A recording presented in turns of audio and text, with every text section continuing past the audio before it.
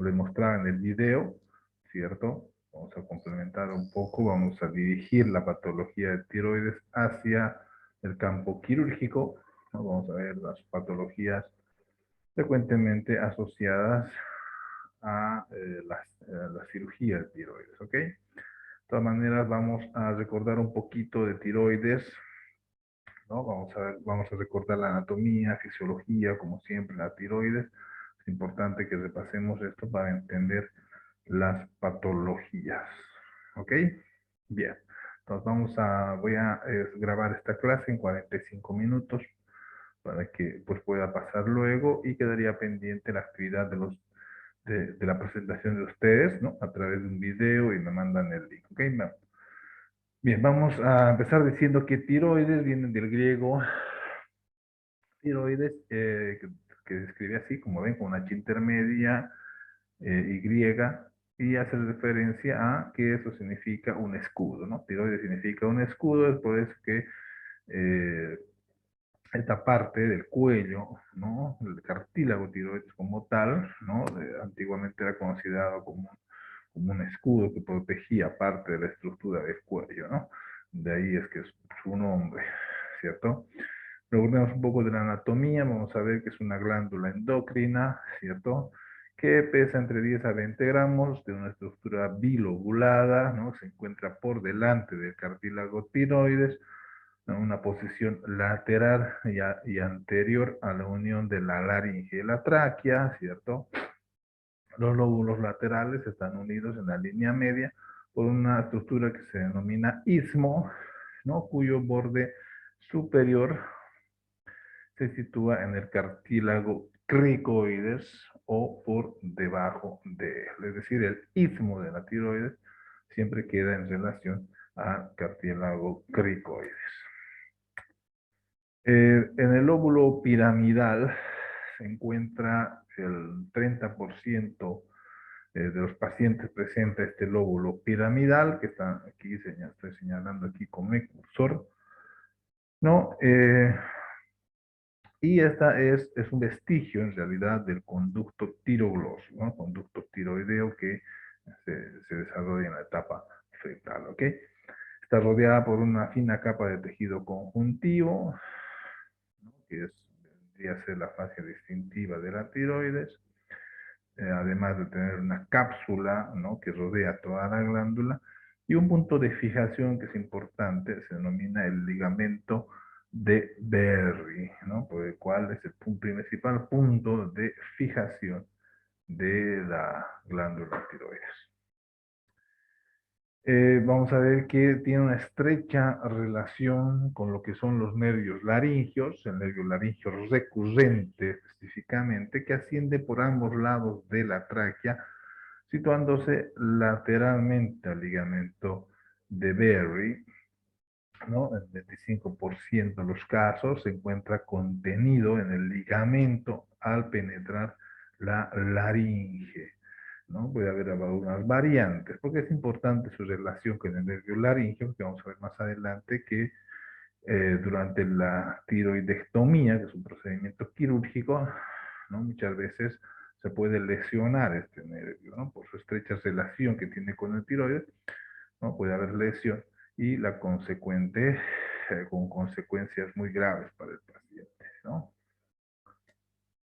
Entonces, el nervio laringeo recurrente que ejerce funciones combinadas, motoras, sensitivas, autónomas, también inerva los músculos laringeos intrínsecos que participan en la fonación, ¿no? Que participan en el habla. Es decir, de ahí la importancia de cuando hay una lesión de estos nervios, ¿no? Pues se puede dar lugar a una parálisis de la cuerda vocal del lado afectado, y por ende el paciente no va a poder articular la palabra, es decir, va a quedar afónico, ¿no? Entonces de ahí la importancia de conocer este nervio, identificarlo y respetarlo durante una cirugía de tiroides, ¿no? Entonces ven ustedes ahí el gráfico, ¿no? La estructura amarilla aquí es el nervio laringeo recurrente, que está en relación con los lóbulos de la tiroides, ¿no?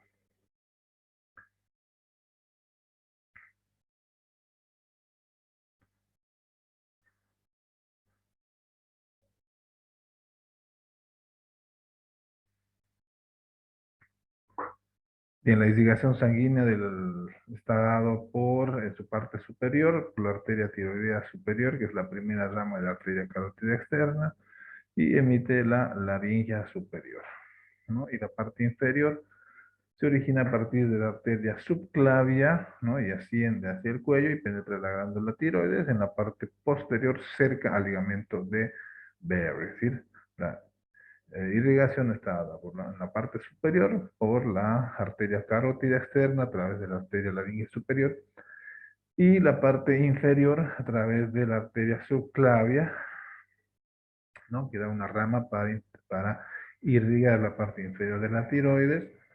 La parte venosa drena la tiroides, ¿no? A través de las venas tiroideas superiores, medias e inferiores. El sistema linfático, ¿no? El drenaje linfático es más importante cuando tenemos un tratamiento quirúrgico, ¿no? ¿Cierto? Tenemos que ver la relación con los ganglios, ¿no? Sobre todo en las patologías neoplásicas, ¿cierto?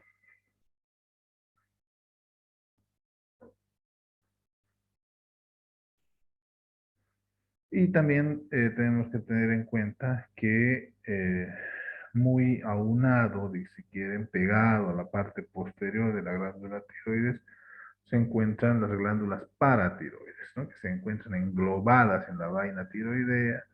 Las glándulas paratiroides tenemos dos superiores y dos inferiores. Y presentan una única arteria terminal que las irriga, ¿no? Medialmente a través de la arteria tiroidea inferior.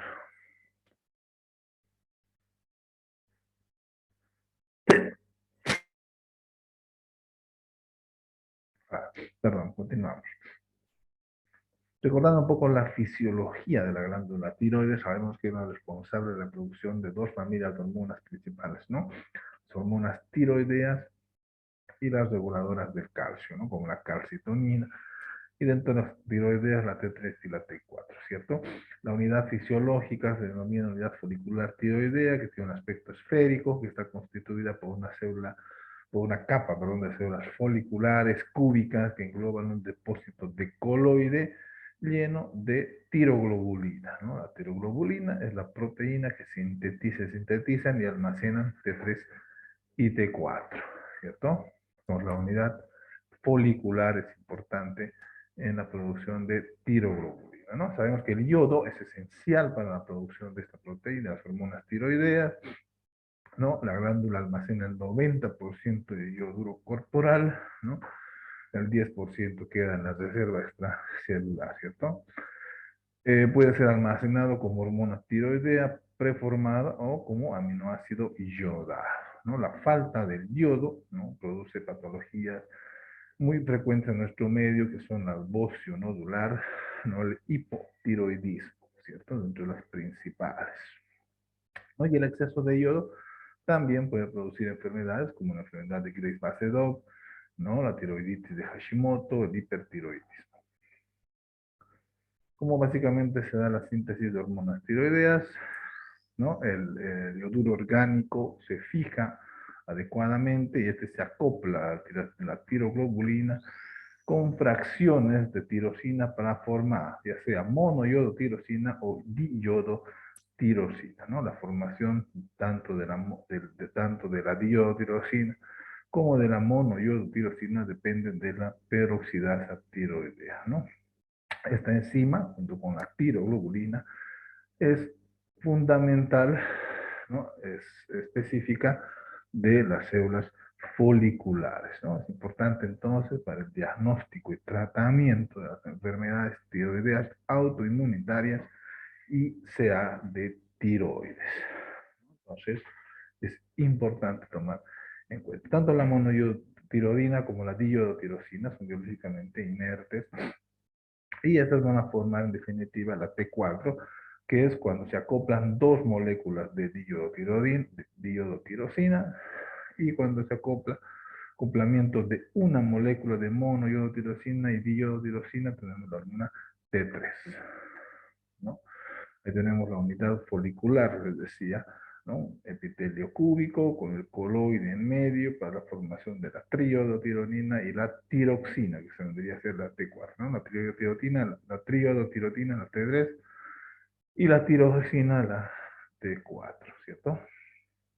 Entonces, en circunstancias normales, predomina la formación de la T4, ¿no?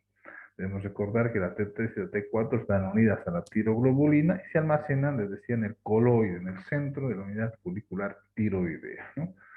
Eh, y debido a un proceso rápidamente activo, proceso rápido y metabólicamente activo, estos se van a verter al torrente sanguíneo, ¿no?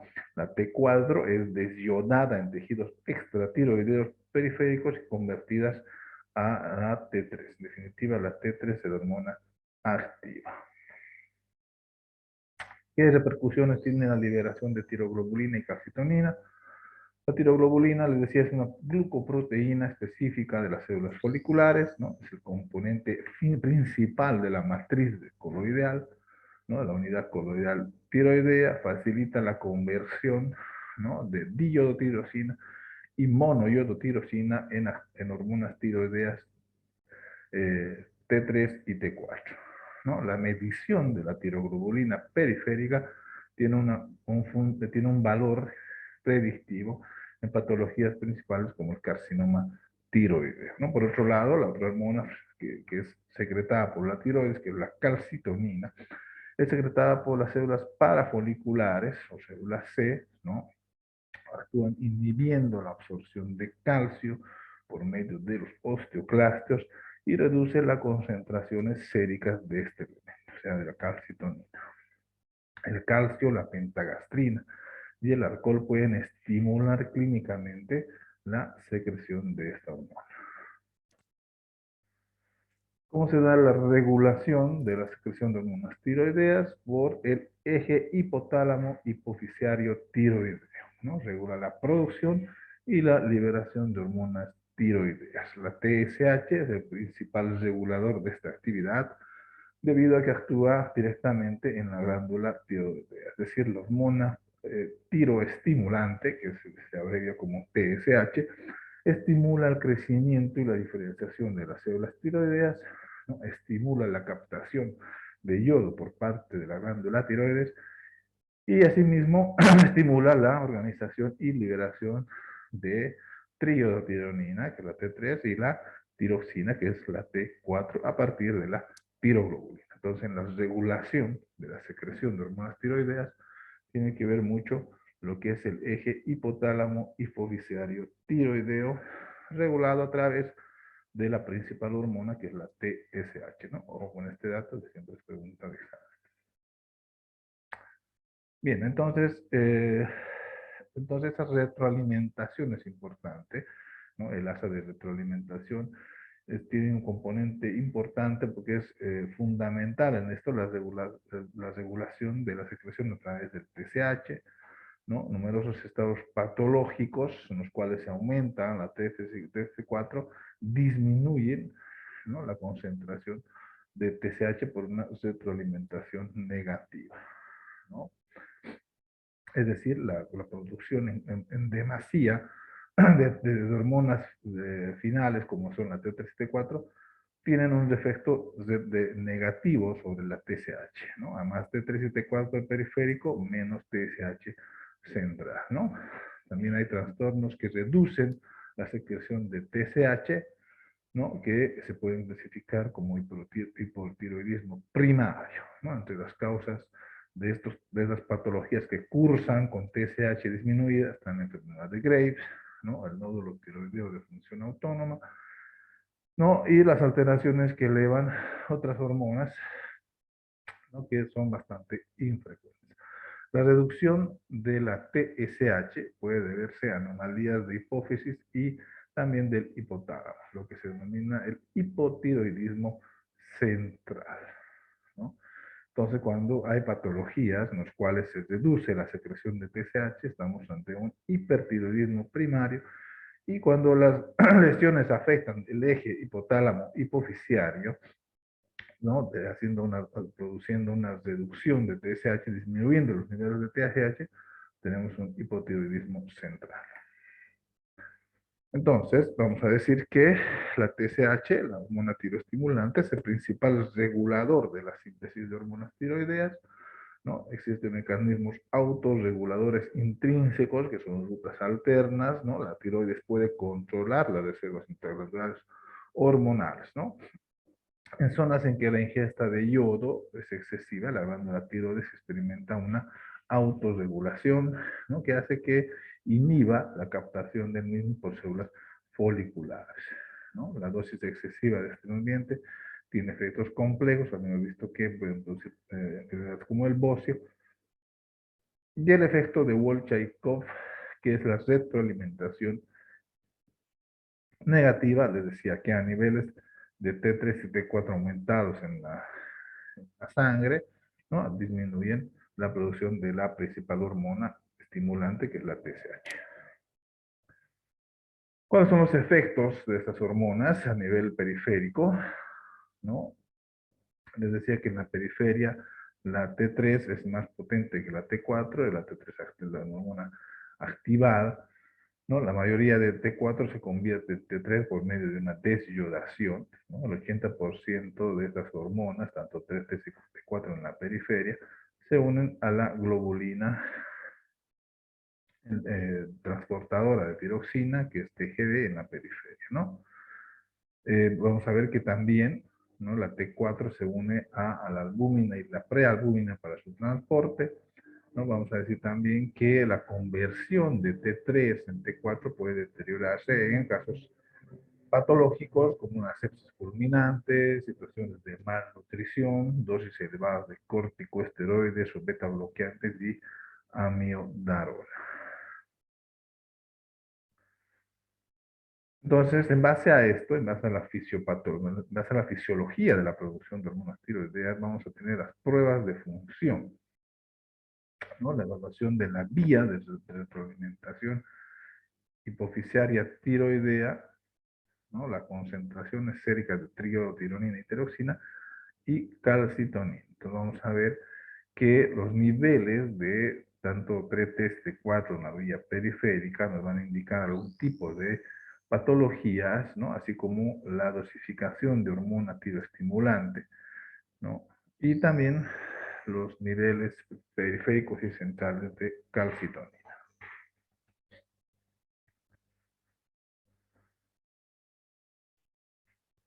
Vamos a ver que las pruebas de captación de yodo radioactivo, ¿no? Es una prueba que evalúa directamente la función de la glándula tiroidea, ¿no? Se utiliza la administración oral de yodo 123 y la captación se realiza mediante radiogammagrafía. Mediante esta prueba nosotros evaluamos la función de la glándula tiroidea usando yodo radioactivo 123, ¿no? Vamos a ver que la concentración de anticuerpos tiroideos, que son producidos muchas veces por trastornos de tipo autoinmunitario, ¿no? Van a también traducirse en patologías de este orden, ¿no? Autoinmunitarias, como son muy frecuentes en la enfermedad de Graves y en la tiroiditis de Hashimoto. Bien, dicho esto, vamos a entrar a las enfermedades que cursan con estadios de hipertiroidismo. Y por otro lado, vamos a ver las patologías hipotiroideas. Vamos a ver algunas que se asocian a neoplasias tiroideas también, ¿cierto? Entonces, el hipertiroidismo se considera un proceso patológico asociado a un incremento de la secreción de hormonas tiroideas, ¿no? Este aumento puede ser causado por alteraciones primarias de la glándula tiroidea en situaciones o en enfermedades como la enfermedad de Graves, el bocio nodular tóxico, adenoma tiroideo tóxico por trastorno del sistema nervioso central que incrementan la estimulación de la tiroides por los altos niveles de TSH, ¿no? De cualquiera de estas enfermedades, el paciente cursa con síntomas de hipertiroidismo, ¿no? Entre alteraciones menos frecuentes, ingesta, perdón, de tiroidea exógena más regulada, el embarazo molar en algún momento puede producir también, debido a la liberación de la hormona de la gonotrofina coriónica, ¿no? Algunos procesos de neoplasia tiroidea pueden producir la sobreproducción de las hormonas, por lo tanto, cursan con estadios de hipertiroidismo. ¿Cuáles son los síntomas clásicos del paciente y concursando con actividad hipertiroidea? Vamos a tener ahí, como ven, el cuadrito nos resume un poco esto. Va paciente que presenta sudoración excesiva, aumento de sed, en las mujeres trastornos menstruales principalmente, alteraciones del aparato gastrointestinal, produciendo diarrea, trastornos del sueño, puede llegar a producir una insuficiencia cardíaca por alto gasto, una insuficiencia cardíaca central con edema periférico, problemas a nivel cardíaco, es decir, arritmias o taquicardia y hasta fibrilación ventricular, ¿no? Entre otras, ven ustedes los temblores, el temblor fino, ¿cierto? La sudoración y la sensación de calor que presenta el paciente, la irritabilidad, ¿no? Es bastante frecuente en los pacientes hipertiroideos. Eh, Esos ojos saltones, ¿no? Característicos, el cabello frágil, ¿cierto? Ese estado de ansiedad que tiene el hipertiroidismo, paciente con hipertiroidismo, es clásico dentro de los síntomas.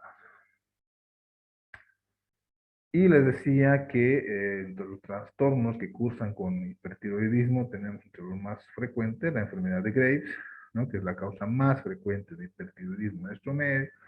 Generalmente la padecen las mujeres entre 20 y 40 años de edad. Está causado por anticuerpos que van a estimular en definitiva la TSH y de ahí que producen bastante hormonas T3 y T4. ¿No? Hay una predisposición genética que está siendo valorada actualmente, ¿no? Y presenta la tríada clásica, ¿no? El exoftalmos, los ojos saltones, la masa cervical visible hipertrófica, es decir, un aumento del volumen de la glándula tiroides y signos y síntomas de hipertiroidismo. Cuando hay un aumento en demasía de la glándula tiroides, se pueden comprimir la tráquea produciendo síntomas de obstrucción respiratoria, ¿no? El hecho del exoftalmos puede tener consecuencias oculares como la proptosis, es decir, el, el hecho de que los glóbulos, perdón, el globo ocular, ¿no? Esté bastante protruido, ¿no? Puede producir también inflamación supra y infraorbitaria y inflamación o edema a nivel de la conjuntiva. En su forma grave está el exoftalmos, característico del hipertiroidismo, puede producir un espasmo del párpado superior, ¿no? Puede incluso evolucionar a una parálisis o reducción de los movimientos oculares, formando una oftalmoplegia y una diplopía. Es decir, a la larga va a afectar la movilidad del globo ocular y también, ¿no? La visión, ¿cierto? Y las lesiones, las complicaciones a largo plazo, ¿no? Debido a el aumento de la presión a nivel del globo ocular, puede producir una lesión del nervio óptico, ¿no? Esta patología que les decía que cursa con actividad hipertiroidea es llamado el bocio nodular tóxico y adenoma tóxico o enfermedad de Plummer, ¿no? Consta de un nódulo contenido en la glándula tiroides que tiene una función autónoma, ¿no? En estos pacientes la tiroides suele estar hipertrofiada de forma difusa y asociada a un bocio retroesternal. En estos casos utilizamos lo que es la gammagrafía con, les decía, la captación de yodo, ¿no? Para valorar la función del nódulo, ¿cierto? Si se trata de un nódulo productor de hormonas o se trata de un nódulo frío, simplemente una tumoración a nivel de la glándula que no produce hormonas, ¿no? Entonces hay que valorar, ¿no? Justamente la capacidad fisiológica de ese nódulo que, eh, que se puede, como les decía, asociar a un hipertiroidismo, ¿no? Entonces, vean ustedes ahí, es una imagen, ¿no? Es una gamografía con iodo radioactivo, en la cual se valora, ¿no? Si ese nódulo, ¿no? Es un nódulo funcionante o no, ¿no? Esto en base a la captación de iodo radioactivo, ¿no? Entonces, el bocio nodular tóxico puede tratarse con tiamida, radioyodo o cirugía, ¿no? Dependiendo de la actividad. La mayoría de los pacientes son eutiroideos, es decir, que además, a pesar de tener el nódulo tiroideo, este no produce hormonas, por lo tanto no afecta en la producción de hormonas tiroideas. Y en el caso de que el tratamiento sea quirúrgico, la lobulectomía es casi total. Por ejemplo, aquí les decía, vemos una imagen, ¿no? De la glándula tiroides, y revela un área de captación aumentada en el lóbulo derecho. Fíjense, esta es una gamografía, ¿no? De una mujer de 32 años, en la cual laboratorialmente presenta niveles altos de hormonas tiroideas, presenta un nódulo palpable en el lóbulo derecho, ¿no? Se ha hecho una gamografía para evaluar, ¿no? La actividad, la funcionalidad, ¿no? De ese nódulo, si se trata de un nódulo hiperfuncionante y evidentemente, ¿no? Se ve que capta bastante yodo radioactivo, es decir, es un nódulo que produce hormona tiroidea. Entonces, esta imagen es compatible con un nódulo tóxico o hiperfuncionante. Dentro de los diagnósticos, les decía, toda masa tiroidea lisa, aumentada de tamaño con presencia de signos y síntomas de tirotoxicosis, ¿no? Debe hacernos sospechar enfermedad de hipertiroidea. Se debe hacer una anamnesis, una exploración física y pruebas de función tiroidea. Ya habíamos hablado en la primera clase de las maniobras para valorar la tiroides, ¿cierto? Las maniobras de Kerman, de Lage y de Kreil, ¿cierto? También tenemos que tener en cuenta que tenemos que solicitar, obviamente, ¿no? Los niveles de hormonas tiroideas, T3, T4 y TSH principalmente. Y en los casos de pacientes hipertiroideos, pues las concentraciones de TCD4 estarán elevadas y la TSH estará reducida, ¿no? Se puede complementar con pruebas de imagen, como una ecografía o una tomografía, y se presenta ese nódulo, como les decía, palpable en en uno u otro lóbulo tiroideo. La gamografía será importante para valorar la función del nódulo, ¿cierto? Bien, el tratamiento se puede administrar fármacos bloqueantes, pueden atenuar un poco los síntomas adrenérgicos producto de la tirotoxicosis. El metanizol es el metimazol es un medicamento que bloquea eficazmente la síntesis de hormonas tiroideas, por lo tanto es muy útil el tratamiento. Y el tratamiento tratamiento de ablación con iodo radioactivo y ablación quirúrgica también es eficaz para poder normalizar los niveles séricos de hormonas tiroideas, ¿no? ¿Cuál es el objetivo del tratamiento? Es lograr que nuestro paciente esté en una condición eutiroidea, es decir, eh, hacer que los niveles de hormonas estén lo más normal posible y esto obviamente va a repercutir en los síntomas que va a presentar el paciente, ¿no? Bien, la ablación quirúrgica, se puede hablar de una tiroidectomía total o subtotal. Total cuando retiramos toda la glándula, subtotal cuando dejamos algún segmento, algún lóbulo de la tiroides, ¿no? Generalmente, les decía, dentro de las complicaciones más frecuentes quirúrgicas, tenemos el hipoparatiroidismo y la lesión del nervio laringeo recurrente, ¿no? La tiroidectomía total, sin duda alguna, es el medio más eficaz para tratar los casos más graves de enfermedad de Graves, ¿no? secundario a esto, los pacientes con oftalmopatías se pueden estabilizar más rápidamente. Es decir, que para las enfermedades de tipo Graves-Basedow, ¿no? La tiroidectomía ha resultado ser la más eficaz. Bueno, ahí ustedes tienen los pasos que se realizan durante las cirugías de tiroides, ¿no? Generalmente hacemos una incisión horizontal, ¿no? Se puede decir en el segmento 2 del cuello, ¿no es cierto? Luego se va a eh, divulsionando los planos hasta ubicar la tiroides, ¿no? Se explora la tiroides, se ubica el nervio laríngeo recurrente, ¿no? Y también se debe evitar lesionar las glándulas paratiroides. Hay que hacer una buena ligadura tanto de los vasos superiores e inferiores que nutren la tiroides, ¿no? Como ven ahí, ¿no? En el primer gráfico hacemos la incisión, en el segundo divulsionamos y identificamos las estructuras importantes a conservar, a respetar. En el tercero ligamos, ¿no? Las arterias tanto superiores e inferiores y procedemos a realizar ya sea una tiroidectomía total, ¿no? O una segmentaria o una lobectomía, ¿no? Puede ser del lóbulo derecho más istmo o lóbulo izquierdo, ¿no?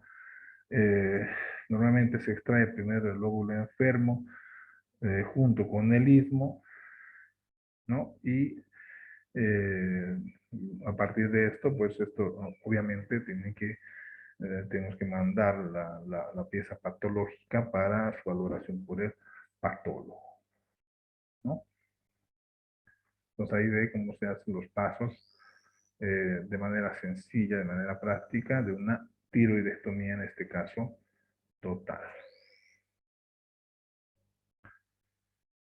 Una complicación también muy frecuente en las enfermedades hipertiroideas es la tormenta tiroidea, ¿no? Es además del cuadro de hipertiroidismo que presenta el paciente, que mostraba en el cuadrito ese, el paciente va a presentar taquicardia grave, ¿no? Fiebre, ¿no? Temperatura mayor a 38 grados, confusión, un estado mental de confusión, vómitos frecuentes, y incluso una sobreestimulación adrenérgica puede llevar a el coma nuestro. Por eso es importante, ¿no? Identificar los signos de hipertiroidismo y tratarlos de la manera más pronta posible, ¿cierto? Bueno, entonces ahí hemos visto principalmente, ¿no? La patología de tiroide que cursa con estados de hipertiroidismo, ¿no? Entonces es importante, primero, que ante cualquier paciente, ¿no? Que presente signos, síntomas de hipertiroidismo, que veamos en este cuadro, ¿no? Asociar rápidamente a si se trata o no de una patología tiroidea, ¿no? Puede ser eh, ya sea un bocio, ya sea un nódulo tiroideo, ¿no? Y en base a eso hacer una valoración completa del paciente, ¿no? Solicitando hormonas tiroideas, ecografía tiroidea, para ver, para afirmar o descartar la presencia de un nódulo, y ante la presencia de cualquier nódulo, ya sea en el lóbulo derecho o izquierdo de la tiroides, tenemos que realizar de manera necesaria y obligada una gammagrafía que nos ayude a identificar si ese nódulo es productor de hormonas tiroideas, ¿no? Si no lo fuera, pues paciente eutiroideo, se respeta el nódulo, simplemente por cuestiones estéticas se lo puede retirar, pero ya cuando produce signos de hipertiroidismo, ¿no? Cuando es un nódulo productor de hormonas tiroideas, entonces se debe realizar sí o sí una cirugía de ablación, ¿correcto? Y les decía, dentro de las complicaciones está la lesión del nervio laríngeo recurrente, que puede producir la afonía del paciente, es decir, como participa en la irrigación de la musculatura faríngea, de laringe intrínseca, ¿no? La lesión de este nervio puede producir una dificultad para poder hablar, ¿no? Para poder, la dificultad para emitir la palabra del paciente, ¿no? El paciente generalmente puede quedar afónico o ronco, ¿no? Es una de las complicaciones más temidas de esta cirugía, ¿ok? Y el tratamiento conservador, en base a metimazol, les decía que bloquea principalmente la síntesis de hormonas tiroides, ¿no?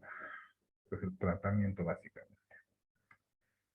Bien, hasta aquí el tema de tiroides. Como les decía, esta es la parte, de la patología de tiroides, eh, que tiene una visión más quirúrgica, es decir, de resolución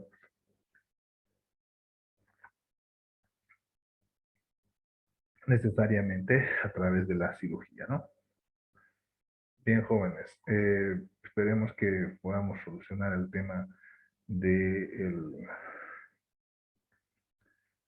la plataforma esta, ¿no? Del WhatsApp para poder coordinar las actividades.